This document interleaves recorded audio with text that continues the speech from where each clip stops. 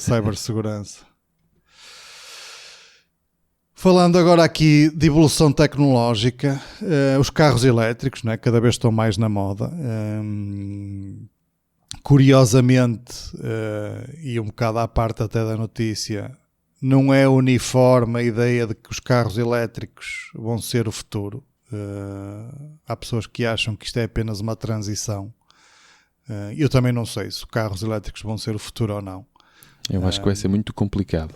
Do ponto de vista da infraestrutura, nós temos infraestrutura elétrica para conseguirmos abastecer os carros todos ao mesmo tempo quando for preciso. E não é só isso, os carros elétricos têm muitas limitações, não é? Porque tem a limitação da autonomia, tem a limitação do tempo de carregamento, não é? É porque tu tens um imprevisto, precisas pegar no teu carro e está na reserva, paras ali 5 minutos ali na bomba de gasolina, enches e tens combustível para 500 ou 600 km.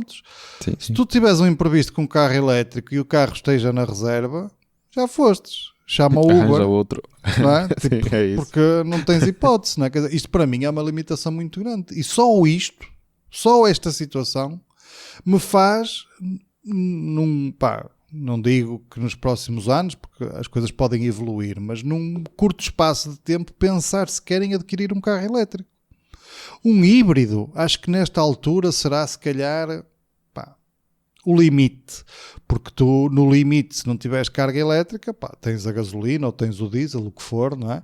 E podes usar o carro como um carro normal. A combustão, não é?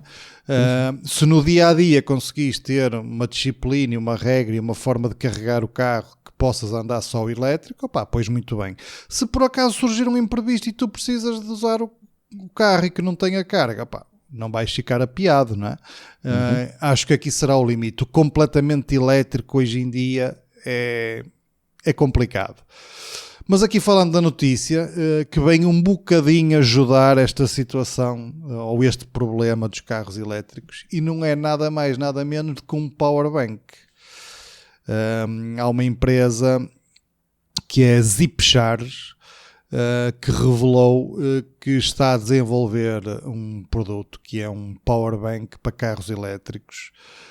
O produto até me parece, apesar de não ser muito pequenino, que não pode ser, né? Porque isto tem que ter baterias dentro, né? Não é também nada de outro mundo, ou seja, é um produto que facilmente uma pessoa consegue carregar. E que permite carregar o carro em cerca de 30 minutos para fazer cerca de 32 km de autonomia, ou seja, não é nada de excepcional, isto é mesmo como desenrasque, não é?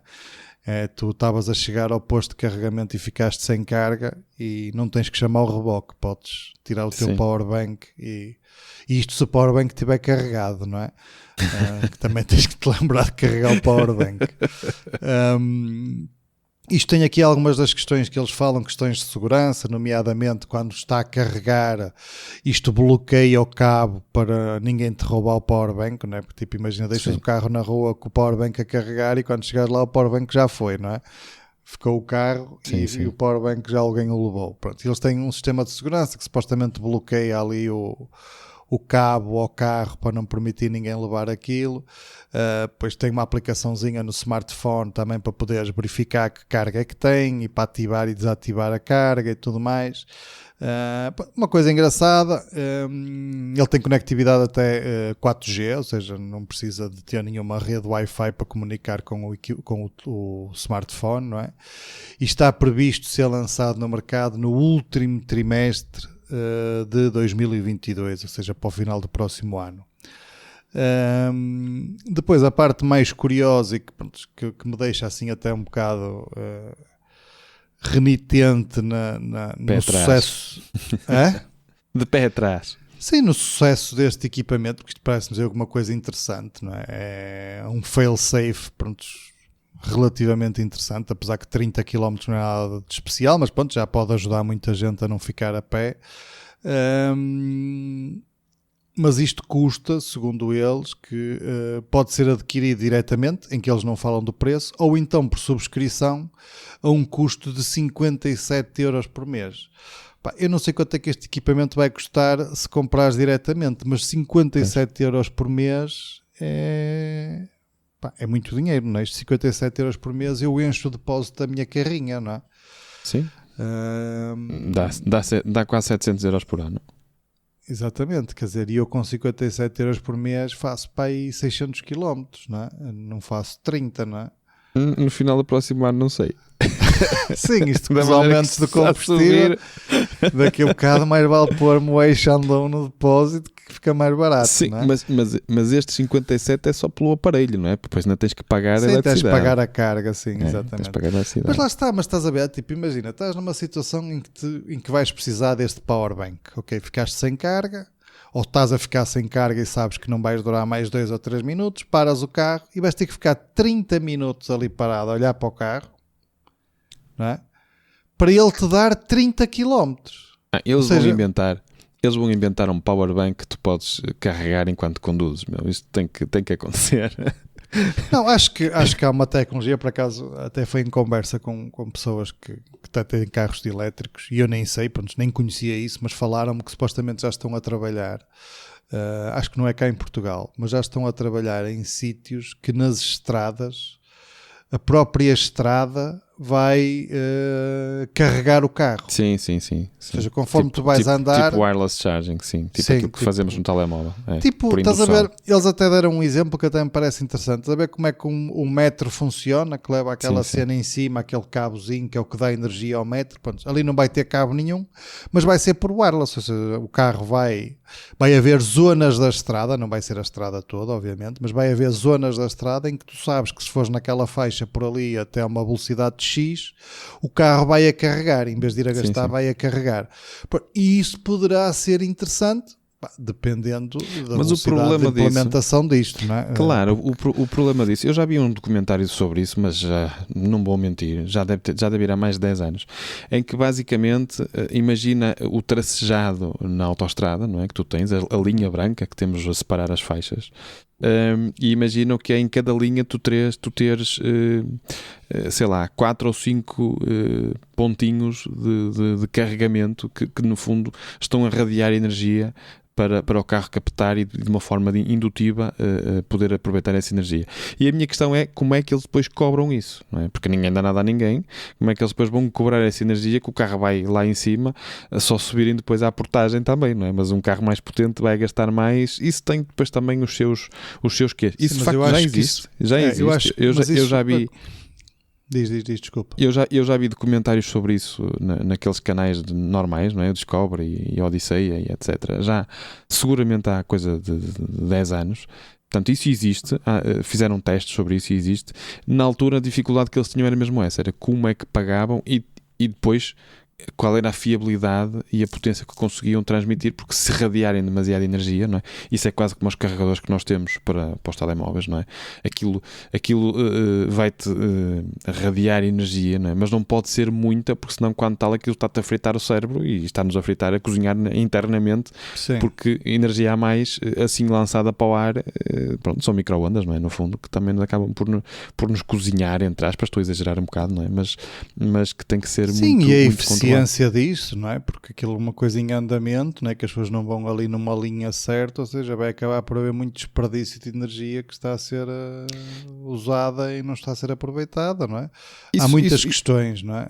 Isso vai ser bom quando potencialmente aplicável quando tiveres o self-driving, não é? Ou seja, aqueles que se autoconduzem, os carros que se conduzem automaticamente e que seguem a linha e que vão mantêm a velocidade e seguem a linha, seguem uma trajetória que seja compatível com isso. Isso faz-me lembrar aquelas pistas, não é? Que a gente vê dos miúdos, em que tu pões o carro, tem a ranhura lá dentro e o carro, enquanto está a contactar com a ranhura da pista, tem corrente, não é? Qualquer dia nós vamos ter algo desse género.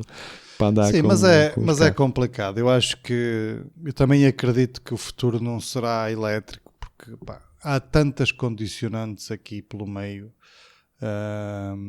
que fazem com que não seja prático para toda a gente, não é? Porque, nem ecológico, imagina, isso um vendedor, sim, e a questão de ecologia também, não é? Obviamente, não é? Mas para gerar energia, tu vais usar o carvão nas centrais térmicas, sim, para gerar a eletricidade que precisas. Acaba por ser a mesma coisa. É.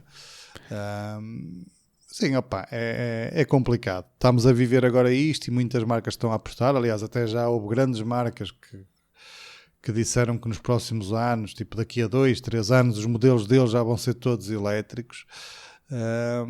Mas não sei até que ponto é que isto irá assim funcionar dessa forma, não é? Eles estão-se a adiantar àquilo que é uma normativa europeia. Eu agora não tenho a certeza, não vim preparado para ter esta conversa, não estava na notícia, não estava no alinhamento, mas eu acho que é em 2030 que é proibido ter carros de combustão interna na União Europeia. Eu acho que é 2030, é já ali ao virar da esquina. Sim, mas a minha questão é, e porquê não estar a trabalhar mais fortemente em hidrogênio? Hidrogênio, por exemplo, não é? Que é aquele que me parece mais viável, não é? Não sei. Fala-se de muita coisa, a única coisa que se vê realmente a mexer é isto dos carros elétricos, não é? E até estávamos a falar em off, porque isto é um mercado, não é? Isto dos postos de carregamento atualmente, isto é um mercado muito grande e aquilo acaba por ser uma roubalheira. Porque quem compra um carro elétrico, a ideia de que vai poupar muito dinheiro em combustível, se calhar as coisas não serão bem assim, não é? Porque acabam por pagar bem aqueles postos de carregamento que estão por aí espalhados, porque até há bem pouco tempo era tudo grátis e ninguém pagava nada e podias carregar em todo lado e não sei o quê. De repente começou tudo a ser pago e os valores não são meigos, não é? E depois assim eles cobram, não é pela energia que tu usaste, é pelo tempo que tivestes ligado ao carregador. Independentemente do teu carro só carregou meia hora e tu estiveste lá 2, vais pagar 2 e não a meia hora que o carro levou de energia. Sim, não é? sim, é a taxa de ocupação, de utilização. Exatamente. Que isso acaba por ter alguma lógica, porque o pessoal também se aproveitava, né? Usava aquilo como lugar de estacionamento, nem que não precisasse de energia, chegava lá, ligava o carregador ao carro e pronto, está estacionado, não é? E acaba por ter alguma lógica, mas por outro lado, para o utilizador comum e que precisa de fazer alguns carregamentos, vai ver o custo acrescido sem necessidade, não é? Mas vamos ver o que é que o futuro tecnológico nos reserva nesta área. Eu acho que foi a Toyota que lançou, nestes últimos tempos, um carro, lançou para o consumidor comum um carro, não em Portugal, pelo menos eu não tenho conhecimento, mas sei que, por exemplo, na América existe um Toyota, não sei o nome, mas sei que existe um Toyota que funciona com célula de hidrogênio e que tem uma autonomia mais ou menos entre 800 a 1000 km. Portanto, há tentativas de o fazer, mas ainda não estão a ser massificadas. Eu também não sei se é a solução. Há muita gente que diz que o hidrogênio também não é ecologicamente limpo e que também se gasta muita energia a fazer a separação, porque o hidrogênio, a maior parte dele vem da água. Apesar de ser o elemento mais comum no universo, o hidrogênio, mas aparentemente para o fabricar de uma forma mais ou menos segura, vem da água e aparentemente gasta também muita eletricidade, muita energia. Portanto, não sei se será a solução. Mas tenho a certeza que os carros elétricos também acho que vão sobrecarregar demasiado a nossa rede. Sim. E vão-nos causar outro tipo de problemas. Sim, o carro que estás a falar é o Mirai, Toyota Mirai. Exatamente. Sim, não sei. Obviamente a combustão não é a solução, até porque isto, com os preços aumentar cada vez mais aqui, principalmente aqui em Portugal, não é? Com o nosso governo que já cobra mais de taxas do que de combustível, não é? Mas não te preocupes que seja hidrogênio, eletricidade ou outra coisa qualquer, tu vais pagar taxas na mesma. Sim, mas se for mais barato, não é? Uma coisa é pagar as taxas de 60% de 30 euros, outra coisa é pagar as taxas de 60% de 10 euros, não é? Sim, que é sempre mais barato, não é? Se arranja maneira de subir a taxa. Pois, só se for assim, não é? Mas sim, há de passar por uma dessas coisas, a não ser que surja aí algo completamente inovador, a ar ou... Ar comprimido. Havia um indiano que tinha carros a ar comprimido. Ou a gomas, ou qualquer coisa, que eu não gosto de gomas, por isso por mim os carros podiam andar a gomas, tipo, era um favor que me fazia. Exato.